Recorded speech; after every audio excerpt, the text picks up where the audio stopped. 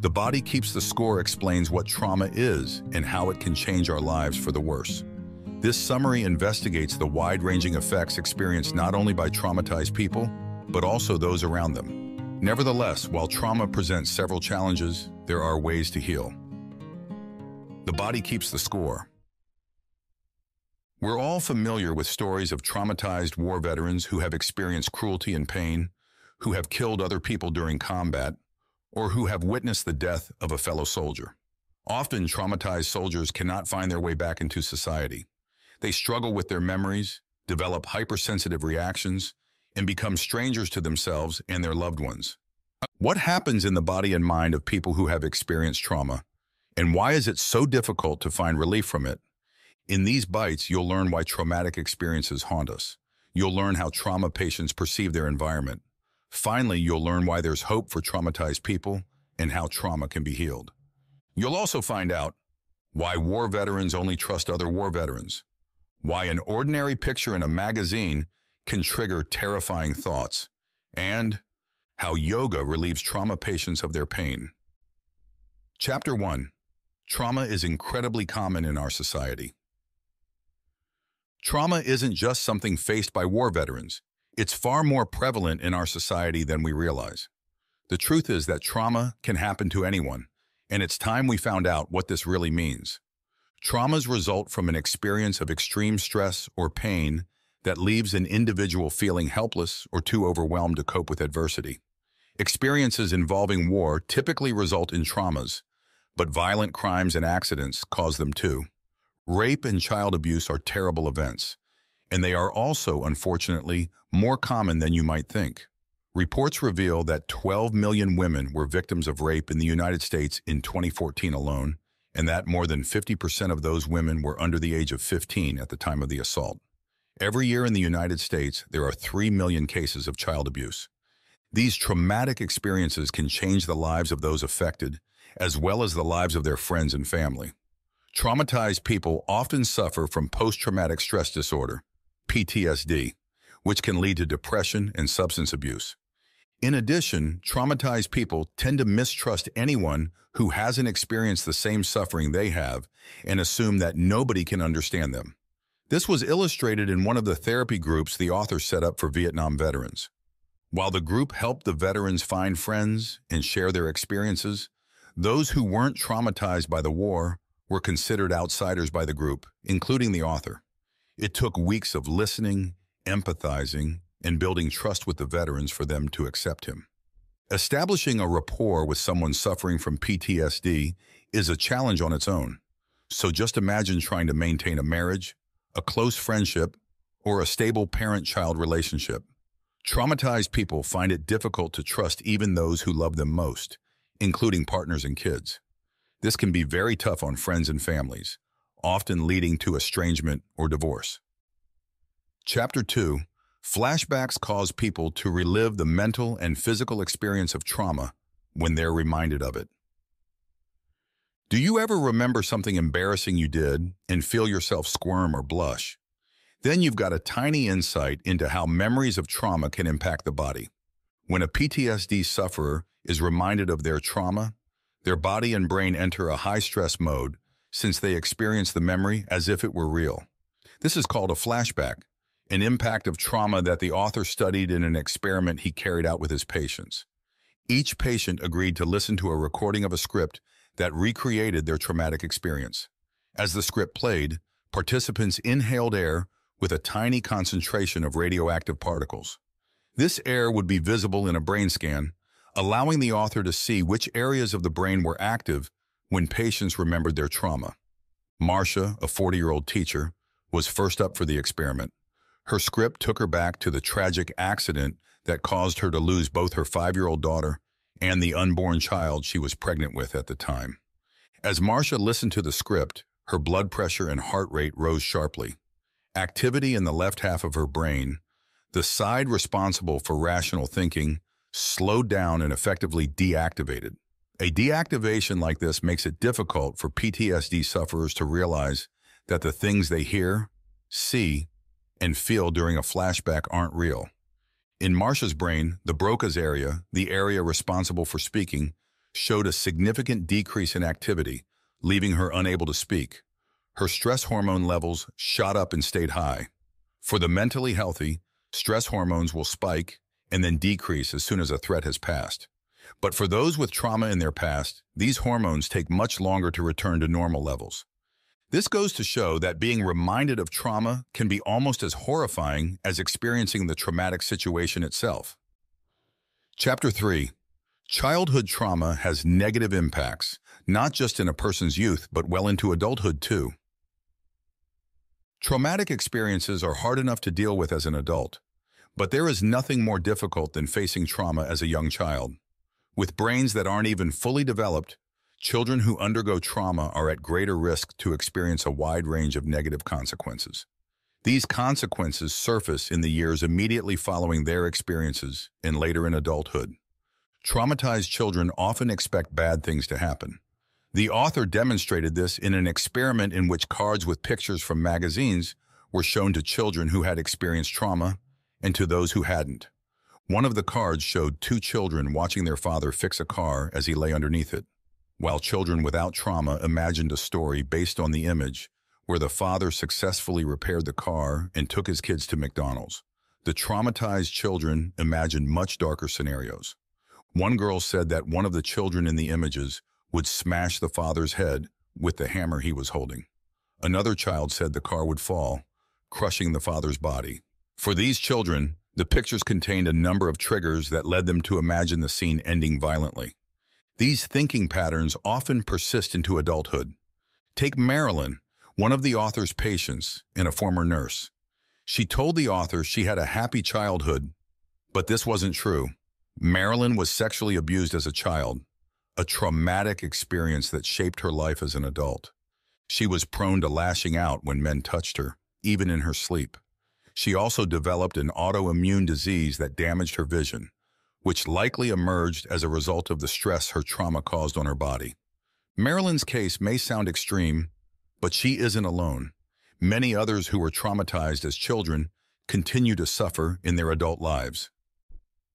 Chapter 4.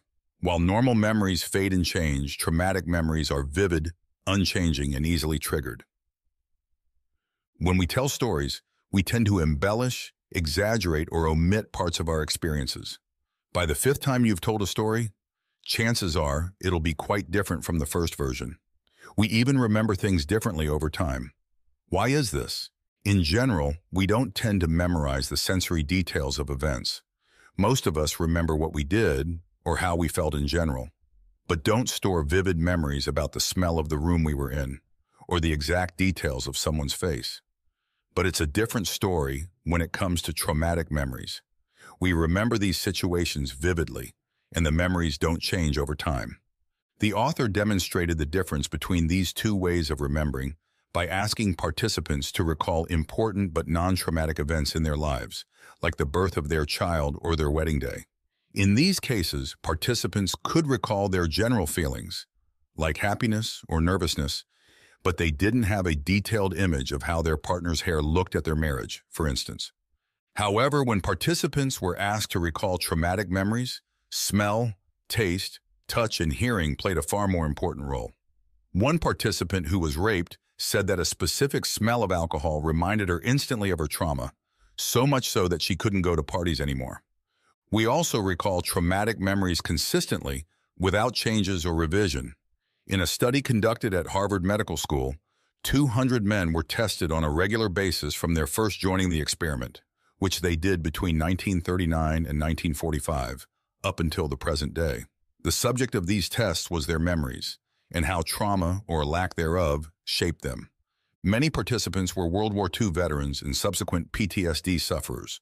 While the memories of participants who weren't traumatized by the war changed over time, the veterans' memories didn't change at all. They remained consistent for well over 45 years after the war ended. Trauma stays with you, both in your body and your brain.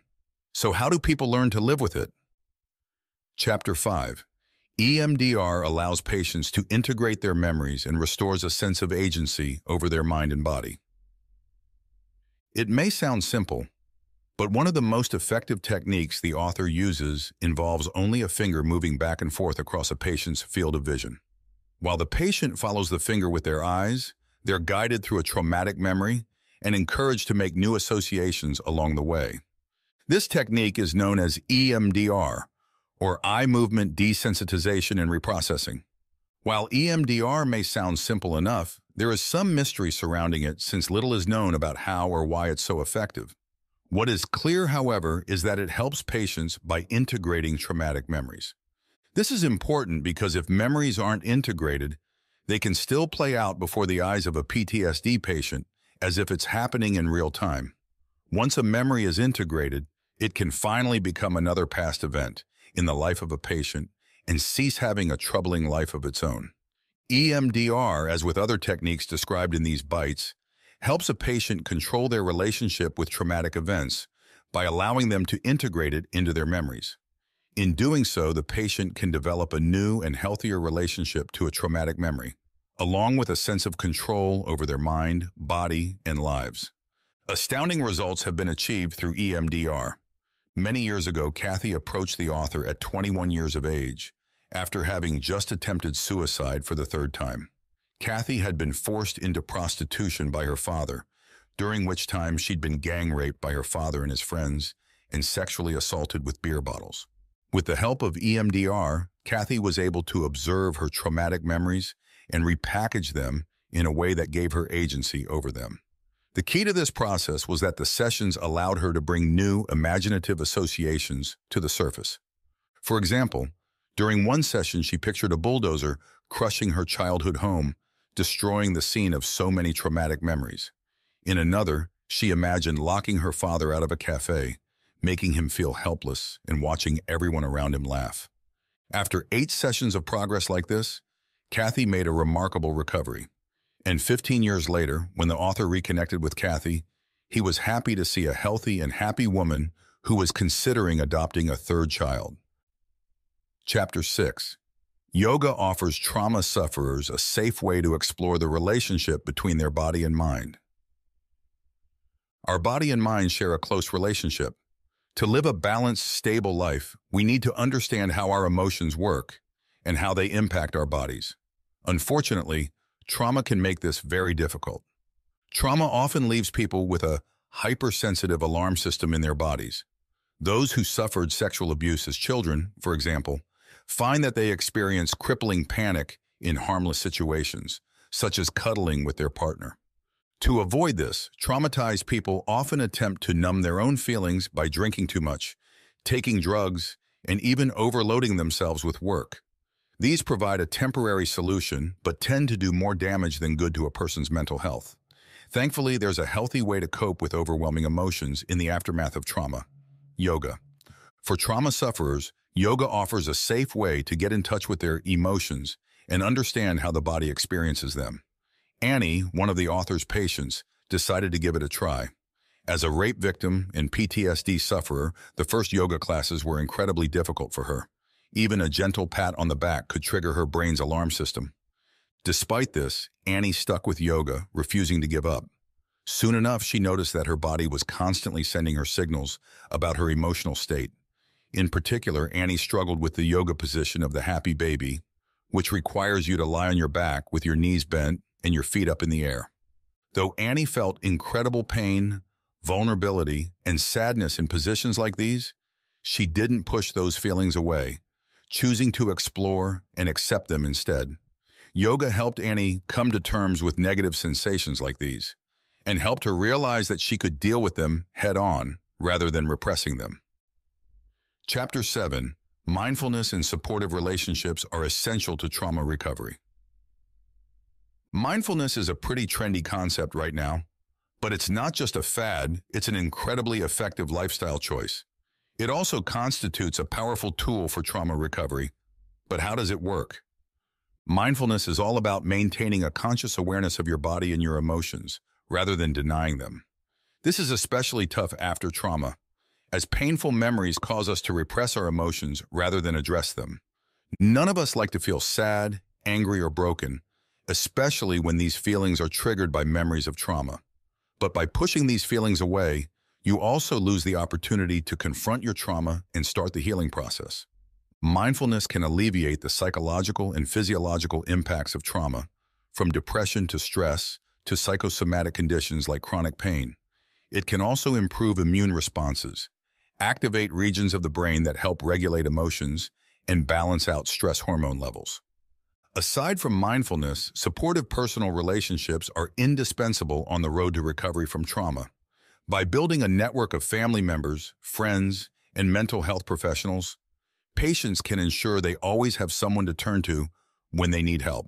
These networks can be formed through AA meetings, religious congregations, and veterans organizations, to name a few.